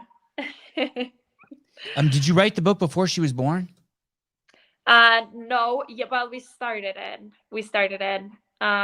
But we finished it. We decided the name after Freya got her name. How did you find the illustrator? So we got a few illustrators, like samples from a few through Lumilly, and then we chose Caesar to work with us after seeing some of his illustrations. That was like the theme that we wanted. Is he Icelandic? No, no. I think he's an American. And you can get it on Amazon. I actually don't know. You can get it on Lumilly at least, but maybe on Amazon as well. I guess I should know that. Way, Annie. See, it's at Target. Yeah, it's a Target. It's at all Target stores, I think, now in the States. Yeah, You've right? arrived. You've arrived. Yeah. You've arrived. It's a good book. Why is it not on Amazon? Let me see. I don't know.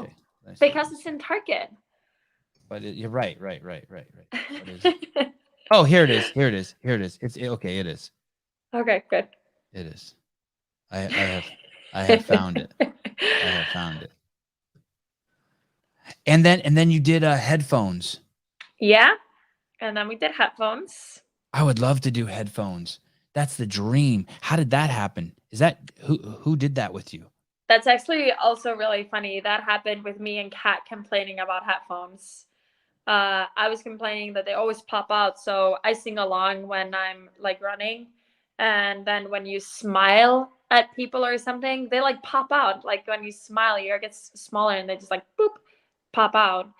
And then Kat and Frederick were complaining because Frederick has ruined, I think, 3 Beat headsets with sweat, and Kat has burned through 2.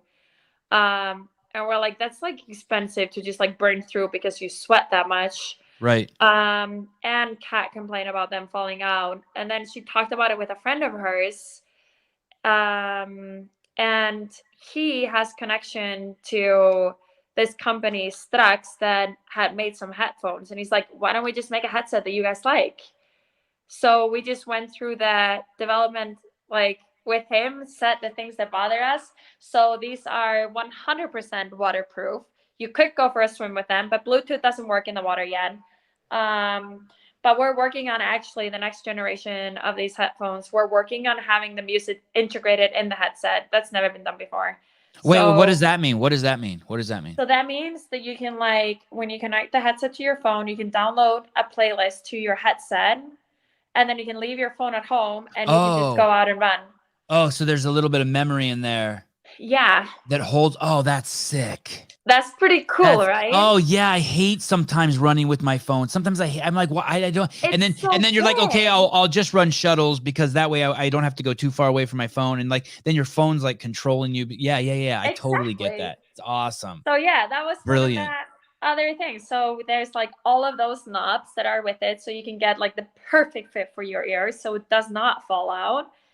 100% waterproof, so you're not going to be able to ruin them. And then we're working on getting the music integrated. And that also means that you can swim with them and listen to music, because then you don't need to have the Bluetooth access. But yeah, for us, it was like the freedom of being able to just run on the track or run up Esjan or something and not have to have a clunky phone with you.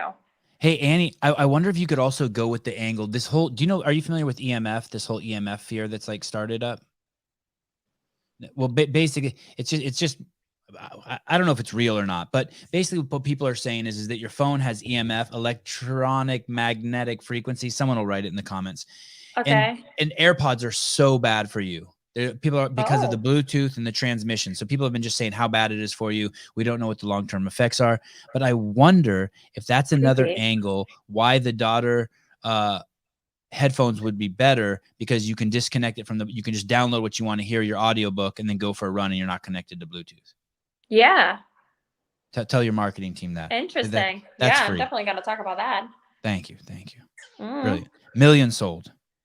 I was actually thinking, you know what I wanted to develop is so that I didn't have to use Bluetooth at all. I wanted a headphone set that attached to the new iPhones, how it has a magnet on the back, like you can stick stuff on the back. I wanted something where you stick it on the back and the headphones just plug into the bottom and you just pull it out like an extension cord and plug it in your ears. So it's attached by a cord so that you don't have to deal with any of the Bluetooth signal frying your brain. Oh. And then you pull it and it retracts back in like a tape measure. But then you're gonna have the cord though. I know, but then it just winds back up. And oh yeah. When you're working out, yeah. You still got the cord. You're right. Yeah. Where can I For get a working pair? out. You can get a pair on justdaughteraudio.com. We've also won multiple awards for these headsets. Really? Yeah. Red Dot Award was the first one, but there's like 4 or 5 more that we won on the top of the list of wireless headsets. I bet you these are on Amazon too, but I'll show if you just type in DOTTIR audio.com. And if you get it wrong, don't worry, Google will fix it for you. And it's a nice case too. Yeah, right? Yeah, it's totally nice. I'll send you a pair. You're a good dude. I have had you on for an hour and 45 minutes. I'm so happy this went swimmingly well. I really appreciate your time. Yeah, I was my pleasure. This was fun. I didn't realize how anxious I was until about 10 minutes before it came on. But I thought I was hiding it pretty well, because usually my wife will be like, "Are you freaking out?" I'm like, "No." I'd be like, "No, I'm good. I lie." Thank you so much for coming on. Congratulations on the amazing team, the baby, the long relationship with Frederick, beautiful family. I mean, they're all just huge crowning achievements. I know. Yeah. Life is. Yeah. I could say the same to you. Congratulations Thank you. with your life, Sevan. Thank you. Oh yeah. Let me show one more video just for fun. Let me show one more video. Let me see this. It's up here towards the top. Where's Kayla when you need them? I was expecting you to give me some like uncomfortable questions. I tried. I was like ready to be like, Sevan, no comment. You're too comfortable and you're too wise and too comfortable in your own skin and too honest to I have nothing for you. Let me see. Share this one. I remember after the overhead squad. Yeah, you jumped up and kissed Frederick, and I see Russell Berger got the photo. You see him up there? Yeah. And I got the video, and Russell Berger got the still photo, and I was so happy when I saw that happen. I was like, oh my goodness! And I quickly contacted Russell. I'm like, did you get that? He goes, of course I did. Yeah, that was really cool. It was a good moment. I've had a lot of very good moments, very good memories from the games. Yeah. Eric, thank you. Annie was absolutely pleasant, and I'm ecstatic. I'm gonna be high from this for the rest of the day. So. Oh, thank you. And I'd love to bug you again. Please wish the team well. Wish Lauren well. Wish Katrin well. Tola, Yami, Mr. Porter, Frederick. Is there anyone else on the team that I'm missing? Is there anyone else who's trying to go to the games who's in your circle? Just BK. Oh, I had a whole page of questions about BK. How wonderful is Bjorgvin? Okay, this is the final question. Is he the most one? He seems so wonderful. He is the cutest. He's like Kat is like my sister. BK is like my little brother. He's definitely my little brother, you know? You have to take care of him. But oh my God, he's a very, very good person. Yeah, he seems like a wonderful human being and like almost like a pleasure to be around. Like beyond he is a pleasure to be around. Yeah. Like if you're like, hey, we don't have any more room in the car, and BK's like, okay, you're like, no, go ahead, get in. He's the kind of guy you let squeeze in, right? Yeah, he's cool as shit. He is so great. Yeah, he's fantastic. I wish people would be able to get to know him the way I know him. Like, it doesn't come properly through always on camera or into. I had him on my podcast. I felt like just like going out and getting drunk with him right away. Like I love him. I'm just like, oh, he's so fun. He's so He is easy. also, I have to say, he is a very fun person to be with when celebrating post competitions. Yeah. What about a team? What about a team of you and Katrin and Bjorgvin and then we raffle off the other place for like $500,000. You could be on that team, and you just go fucking put it to Rich and those monsters. That would be definitely a very fun team to be around as well. Yeah. Who would the fourth boy be? Do you know if it was you and Bjorgvin and Katrin? Like ideally, it would be Frederick. Oh, but not realistically. because he'd be Especially holding now. a baby. Yeah, it's like if we made a decision, it would not work. The two of us being on a team together with a baby is like, who is the one that gets to sleep a little bit longer, or if she's sick, is at home, and who gets to train? Like, yeah, it's definitely a little bit more complex. But I don't know who the fourth guy would be. I don't know. He's a good dude. He just sucks it up and takes care of the kid, Frederick. We're a team. Yeah. Not suck it up. We make decisions together. If the way I do it with my wife, it's kind of chaotic, but we both let each other lead. Like if she's like, "Hey, you got to have the kids right now," I just drop everything I'm doing and I do it, and she does the same. But we're not trying to be professional athletes either. No, but if he would say that, then I'd be like, yeah, yes, then I will have Freya. Yeah. So. All right. Well, thank you. All right. Thank you.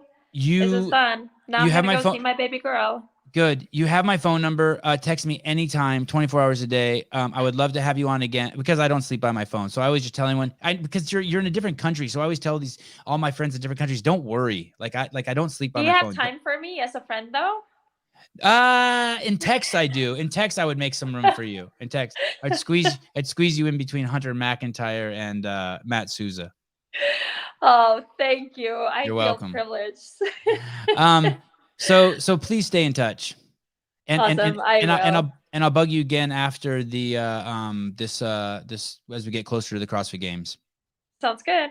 Okay, thank you, Annie. All right, thanks. Take care. Say hi to your wife from me and your kids. Okay, I will. Bye. Bye.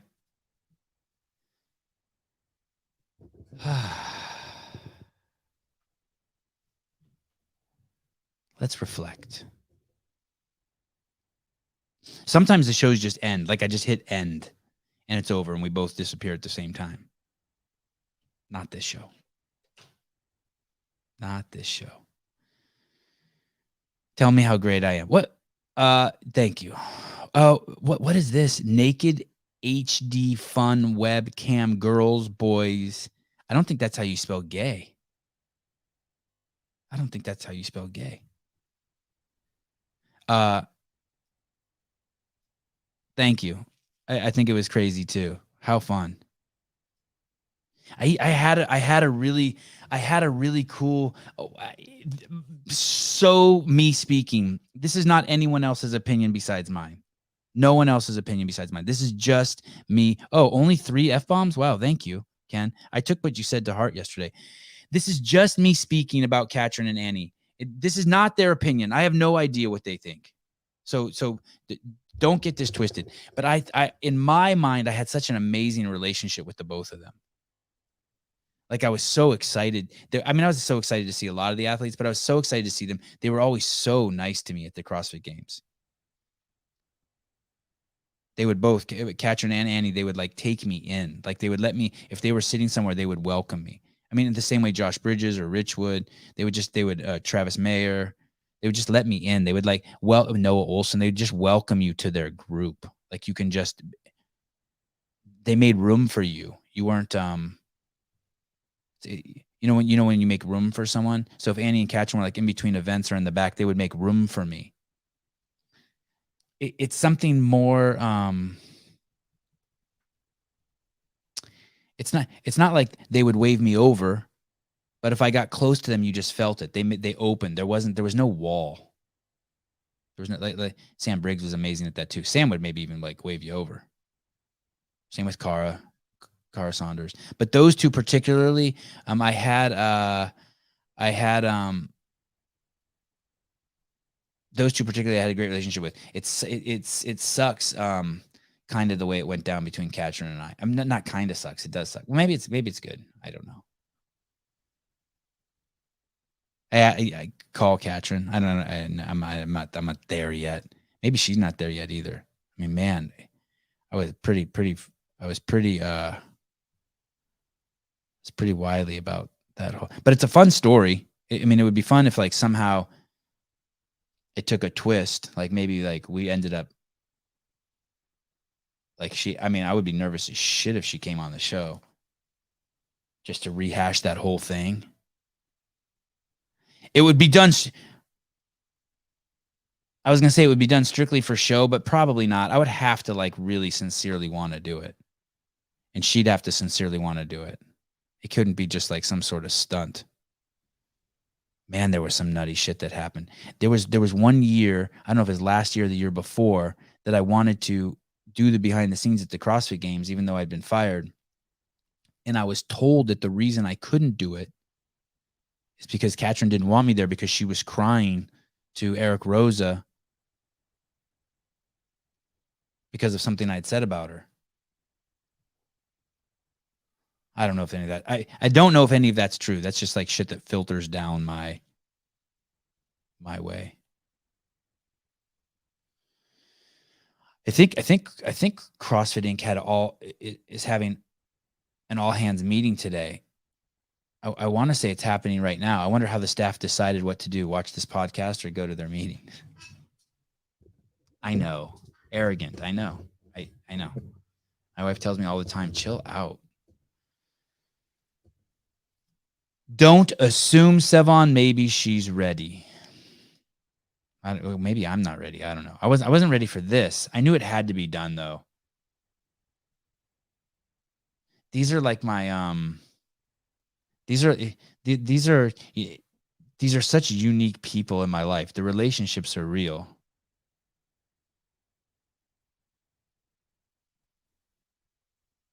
Man, if I went to the CrossFit Games, I would become such good friends with Colton Mertens, I bet. I would fucking ride his jock so hard. It would be so fun. God, I hope he makes it to the games. Same, that's how it was like with Ronnie Teasdale. I just see these cats here, and I'm like, oh, like same with Josh Bridges. I'm getting him. I'm gonna be friends with that dude. I was never like that with girls. I was terrified of girls. Oh yeah, I just saw. I did. Okay. Which semi is Colton in? I think he's in a hard one. I don't know which one. It looks horrible. It looks so hard. It looks so hard. Okay, guys. Tomorrow we have David Lucas on from Kill Tony. That's going to be crazy. Then Friday we have Athena Perez on. She wrote the book Lifting the Weight or Lifting the Weight, Waiting Lift. She's on the DEI Council. She's been a friend of mine forever. She has a seminar. She was on the CrossFit podcast. She has a seminar that she's working on how to work with larger bodied people. You guys all know that's a huge passion of mine to get people obviously healthier. I love weight loss stories. I love stories of challenge like that.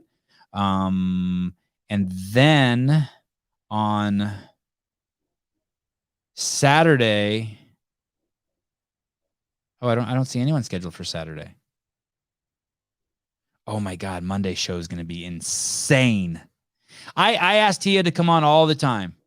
I don't know. I can't do anymore. I can't. I've rolled the red carpet out to her front door and to Shane's door, and I love them, and they're always welcome on. And I really didn't know. And Tia was always quiet, so I usually talk to Shane. She was never rude to me, but it was the exact opposite of Katrin and Annie. The door was closed, but Shane always had it open. I could talk to Shane, and that's fair. Tia was focused. It's nothing negative to say about her at all. But I do text every 4 or 5 texts I send to Shane. He'll send one back. And I would love to have either one of them on. Yes, the TD CEO shirt. You have to get one of those. I have a feeling at some point there won't be any left. You're going to be so happy you had it. Have it. There's going to be a whole shitload of colors eventually too. It's such a funny shirt. It's so cool. I think it's cool as shit. I have like 10. It's not true. I have like 20 Rich Froning shirts, 10 from one year and 10 from the other year. And I just wear every day at some point during the day, I wear a Rich Froning shirt. And when I get these CEO shirts, it's going to be tough. I don't know what's going to happen to all the Froning shirts. I hope he's not listening.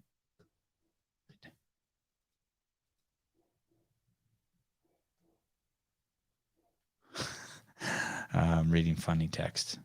Okay. You guys are great. Thank you so much for everyone for all your support. Thank you for the constructive criticism. Whoever that douchebag was in the beginning who said, Sevan, I love you, but don't interrupt Annie, you fucking prick. I hope I made you proud. And I will see you guys tomorrow morning, unless for some reason, let me see. Unless for some reason, the website's like Vindicate, I think. Vindicate TDCEO. Unless for some reason I have to do an emergency show. Tonight for some reason. Like if there's some breaking news, then I won't see you guys till tomorrow. But you never know. We're in a world of look at that. I'm telling you, these are going to be even better in person. They're going to fit nice around the arms. And they're expensive. It means you can feel better about yourself when you wear them. You can be like, yeah, I'm a baller. We should charge $60 for these. Okay. Love you guys. See you tomorrow. Bye-bye.